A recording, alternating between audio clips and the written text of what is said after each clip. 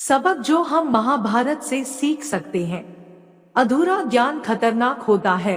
अर्जुन के पुत्र अभिमन्यु ने मां के गर्भ में चक्रव्यूह में घुसने का ज्ञान तो पा लिया, लेकिन उससे निकलने की जानकारी नहीं मिली। ये अधूरा ज्ञान ही उसके लिए प्राणघातक साबित हुआ।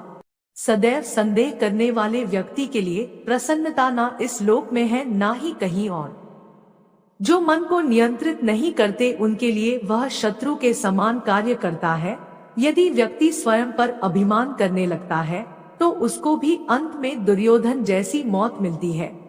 अगर आपका कोई मित्र चतुर स्वभाव का है तो वही आपका सबसे श्रेष्ठ मित्र और मार्गदर्शक होता है।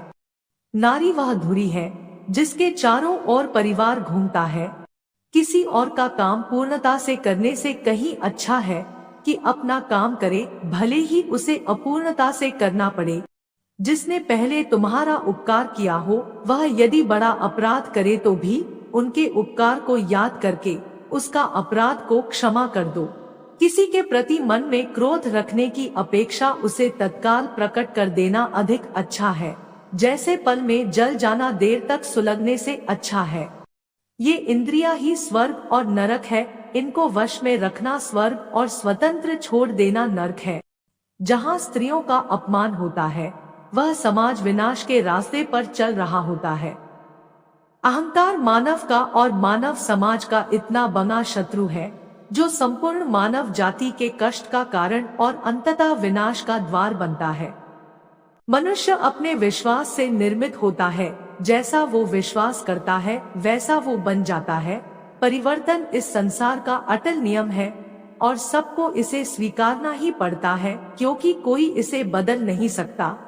विपत्ति के आने पर अपनी रक्षा के लिए व्यक्ति को अपने पड़ोसी शत्रु से भी मेल कर लेना चाहिए। जैसे सूखी लकड़ी के साथ होने पर गीली लकड़ी भी जल जाती है, उसी प्रकार दुष्ट व्यक्ति के साथ संपर्क में रहने पर सज्जन भी दुख भोगते हैं। दो प्रकार के व्यक्ति संसार में स्वर्ग के भी ऊपर स्थित होते हैं। एक तो जो शक्तिशाली होकर क्षमा करता है और दूसरा जो दरिद्र होकर भी कुछ दान करता रहता है। यदि पानी पीते पीते उसकी बूंद मुंह से निकलकर भोजन में गिर पड़े तो वह खाने योग्य नहीं रहता। पीने से बचा हुआ पानी पुनः पीने के योग्य नहीं होता।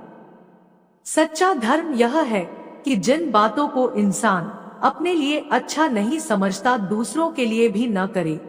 जो मनुष्य अपनी निंदा सह लेता है उसने मानो सारे जगत पर विजय प्राप्त कर ली। मधुर शब्दों में कही हुई बात अनेक प्रकार से कल्याण करती है, किंतु यही यदि कटु शब्दों में कही जाए तो महान अनर्थ का कारण बन जाती है। जन्म लेने वाले के लिए मृत्यु उतनी ही निश्चित है जितना कि मृत होने वाले के लिए जन्म लेना। इसलिए जो तय है उस पर शोक मत करो। जिस काम को करने के पुण्य की प्राप्ति हो या दूसरों का भला हो उसे करने में देर नहीं करनी चाहिए। जिस पल वे काम करने का विचार मन में आए उसी पल उसे शुरू कर देना चाहिए।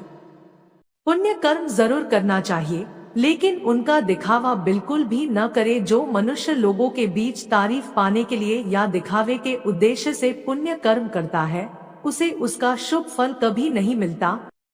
सभी लोगों के साथ एक सा व्यवहार करने वाला और दूसरे के प्रति मन में दया और प्रेम की भावना रखने वाला मनुष्य जीवन में सभी सुख पाता है। जैसी संगत वैसी पंगत और जैसी पंगत वैसा जीवन। आप लाख अच्छे हैं, लेकिन यदि आपकी संगत बुरी है तो आप बर्बाद हो जाएंगे। व्यक्तियों द्वारा जुए के खेल में प्रतिभाग करना अत्यंत ही दुष्ट प्रवृत्ति का काम है। इससे समाज का पतन होता है। मनुष्य को यदि तृप्त होना है तो उसे विद्या प्राप्त करनी होगी। जो व्यक्ति दूसरों के प्रति घृणा, असंतोष, क्रोध, शंका और ईर्ष्या रखते हैं, साथ ही दूसरों के धन से अपनी जीविका चलाते हैं, वह सदा ही दुखी रहते हैं। समय से अधिक कोई दूसरा इस संसार में बलवान नहीं होता है। वह प्रत्येक क्षण बदल जाता है। जब मनुष्य के पास सत्य होता है तब उसके पास धर्म होता है, और जब उसके पास धर्म होता है तभी ईश्वर उसका साथ देता है। जिस प्रकार ईंधन डालने से अग्नि भड़कती है, ठीक उसी प्रकार से यदि आपको अपनी कोई प्रिय वस्तु मिल भी जाए तब भी आपकी इच्छाएं समाप्त नहीं होती हैं। जो व्यक्ति अपनी मां को पुकारता हुआ घर में प्रवेश करता है, वह निर्धन होने के बाद भी अन्नपूर्णा माता का आशीर्वाद पाता है। मनुष्य को अत्यधिक मोह करने से मृत्यु और सत्य का प्रयोग करने से अमृत की प्राप्ति होती है। अमृत और मृत्यु दोनों इस शरीर में ही स्थित है। मनुष्य मोह से मृत्यु को और सत्य से अमृत को प्राप्त होता है।